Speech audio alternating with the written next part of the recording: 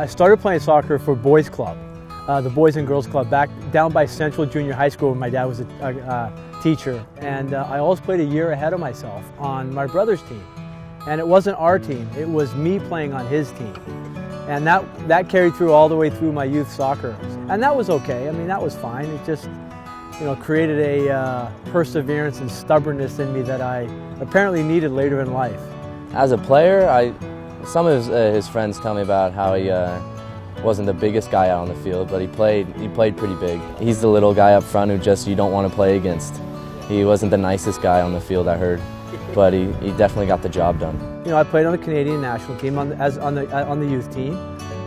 So you start to figure out that, even though you were the third or fourth best player in your house, that wasn't so bad.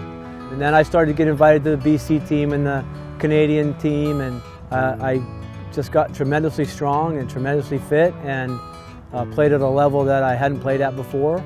And then it all just kind of went south. March of '86, when the doctors came to me and said, "Man, that's it. We can't do anything. You need a heart transplant or you're going to die." And so you're like, wow. And it was only later, and much later, 25 years later, that I really sort of came to grips with it and said, you know what? I am the heart guy. I mean, that's just the way it is. I can fight it all I want, but maybe I can do something a little bit bigger. And I decided to really get engaged in the space, the organ donation and transplantation space, and not just be some guy on the periphery that, sort of cut ribbons and stuff like that. I really wanted to learn about it, so I did.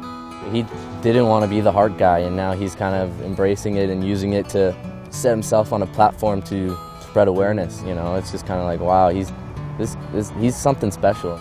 We're making great strides in the U.S. and starting to see that in Canada, and it's exciting because, you're literally saving people's lives, getting them off that list.